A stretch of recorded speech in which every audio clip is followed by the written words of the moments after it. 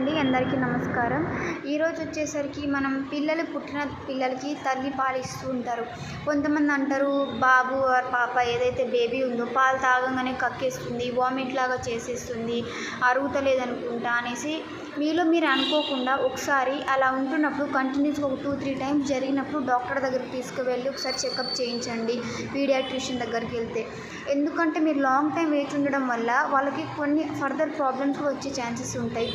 So వాళ్ళకి అలా పాలు డైజెషన్ అవ్వట్లేదు, తల్లి పాలు కావచ్చు, లేకపోతే నార్మల్ మనం డబ్బా పాలు ఇచ్చినా కూడా వాళ్ళు తీసుకోవట్లేదు, కక్కేస్తున్నారు. అలా ఉంది అంటే వాళ్ళకి లాక్టోజ్ ఇంటాలరెన్స్ అండి. అంటే వాళ్ళకి మన పాలలో లాక్టోజ్ అనేది ఒక షుగర్ ఉంటుందండి, కార్బోహైడ్రేట్. దాన్ని వాళ్ళు డైజెషన్ చేసుకోలేరు. వాళ్ళ బాడీలో అంటే వాళ్ళ కడుపులో అనేది ఆ హార్మోన్స్, ఆ ఎంజైమ్స్ అనేవి సీక్రెట్ అవ్వవు వాటిని డైజెస్ట్ చేసేవి. సో పాలు కానీ పాలతో సంబంధించిన ఏ వస్తువులు వాళ్ళకి ఇచ్చినా కూడా వెంటనే వామిట్ చేయడం, కడుపు నొప్పిలాగా ఇలాంటివి చేస్తూ ఉంటారు.